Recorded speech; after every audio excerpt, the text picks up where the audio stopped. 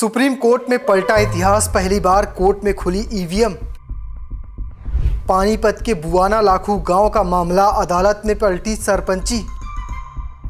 51 vote से जीत गया हारा प्रत्याशी, मोहित की जीत की देखे कहानी। सुप्रीम कोर्ट ने पानीपत जिले के बुआना लाखू गांव में 2022 के सरपंच चुनाव के नतीजे को पलट दिया है। ऐसा पहली बार हुआ है जब सुप्रीम कोर्ट ने ईवीएम के वोटों की दोबारा गिनती करवाई है। इस गिनती में मोहित कुमार को गुरुवार को विजेता घोषित कर दिया गया।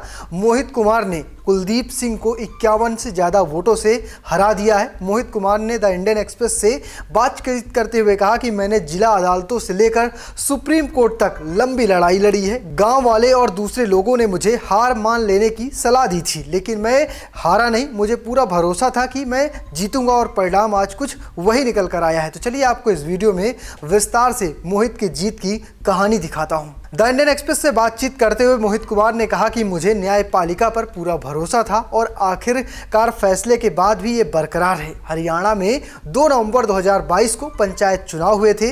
बुआना लाखू के सरपंच पद के लिए 7 कैंडिडेट मैदान में थे। 6 बूथ पर वोटिंग हुई थी। कुलदीप सिंह को 313 वोटों के अंतर से विजयी घोषित कर दिया गया था। अधिकारियों ने बताया कि कुल 3767 वोट में से कुलदीप सिंह को 1117 वोट मिले थे, जबकि मोहित कुमार को 804 वोट मिले थे। मोहित कुमार ने इन नतीजों को चुनौती देते हुए आरोप लगाया कि बूथ नंबर 69 के पीठासीन अधिकारी ने गलती से उनके वोट कुलदीप सिंह के नाम पर दर्ज कर दिए हैं। इसके बाद उसी दिन रिकाउंटिंग के लिए ईवीएम और चुनाव रिकॉर्ड पानीपत ले जाए गए और कुछ ही घंटों में मोहित कुमार को 51 वोटों के अंतर से विनर घोषित कर दिया गया। हालांकि कुलदीप सिंह इसके खिलाफ पंजाब और हरियाणा हाई कोर्ट गए और मार्च 2024 में कोर्ट ने मोहित कुमार के चुनाव को रद्द कर दिया। मोहित कुमार ने पानीपत के एडिशनल सिविल जज कम इलेक्शन ट्रिब्यूनल पर अपील दायर की। अप्रैल 2025 में न्यायाधिकरण ने बूथ नंबर 69 पर ईवीएम की रिकाउंटिंग का आदेश दिया। सिंह ने इस आदेश को चुनौती दी और हाई कोर्ट से इसे रद्द करवाने का आग्रह किया। आखिरकार ये मामला सुप्रीम कोर्ट जा पहुंचा। इस साल 31 जुलाई को कोर्ट ने सभी पोलिंग बूथ की रिकाउंटिंग का आदेश दिया था। सुप्रीम कोर्ट परिसर में हुई रिकाउंटिंग के बाद मोहित कुमार को 1051 वोट मिले, जबकि कुलदीप सिंह को 1000 वोट मिले।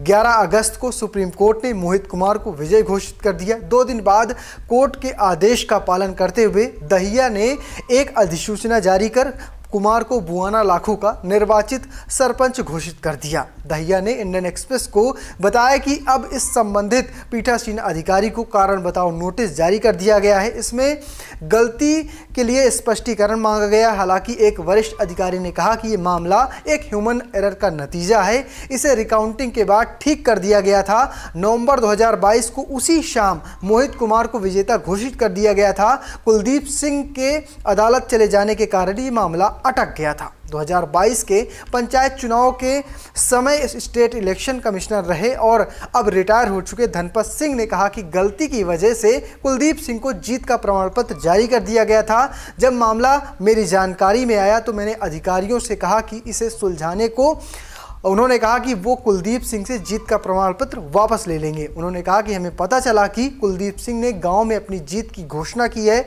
लड्डू बांटे हैं और प्रमाण पत्र वापस करने से इनकार कर दिया गया। हमने अपनी ओर से उनके चुनाव की अधिसूचना जारी कर नहीं की। कमिश्नर को निर्देश दिया कि वो उन्हें सरपंच का कार्यभार न सौंपे। उनके चुनाव की आधिकारिक अधिसूचना 2024 में हाई कोर्ट के आदेश के बाद ही जारी की गई थी। ये मामला सामने आने के बाद विपक्षी पार्टियों ने भी जमकर सवाल उठाए हैं। इसी सब को लेकर बिहार के नेता तेजस्वी यादव ने एक सोशल मीडिया साइट फेसबुक पर एक पोस्ट लिखी, जिसमें उन्होंने लिखा कि हरियाणा के एक पंचायत चुनाव में ईवीएम काउंटिंग में एक बूथ में उम्मीदवार को जबरन हरा दिया। हारा हुआ प्रत्याशी सुप्रीम कोर्ट पहुंचा। सुप्रीम कोर्ट ने वीडियोग्राफी के साथ सभी बूथों की ईवीएम की गिनती हुई। हारा हुआ प्रत्याशी जीत गया, लेकिन उसके कार्यकाल के 3 साल ईवीएम की कृपा से कोई और फर्जी सरपंच रहा। एक बूथ की ईवीएम का ये हाल है। चंडीगढ़ मेयर में कैसे धांधली करके बीजेपी को जिताया, जिसे बाद में कोर्ट ने खारिज किया। ऐसे तमाम सारे आरोप लगाए उन्होंने। इसके साथ साथ अखिलेश यादव ने भी इलेक्शन कमीशन को लेकर तंज कसा है। क्या कुछ कहा उन्होंने, चलिए आपको सुनवा देता हूं। इलेक्शन कमीशन पर समय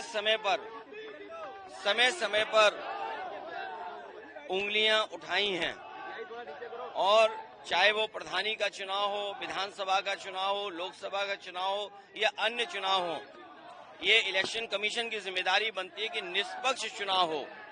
निष्पक्ष चुनाव के साथ साथ इलेक्शन कमीशन की इंस्टीट्यूशन पे लोगों को और भरोसा बढ़े। इधर जो हम लोग देखते हैं कि इलेक्शन कमीशन के जो फैसले हैं, इलेक्शन कमीशन का जो काम करने का तरीका है, उससे लोग संतुष्ट नहीं हैं, अविश्वास पैदा हुआ है। फिलहाल आपका इस देखते हैं पूरी खबर को कमेंट बॉक्स में लिखिएगा और पेज को फॉलो करना, चैनल को सब्सक्राइब करना बिल्कुल भूलिएगा। धन्यवाद।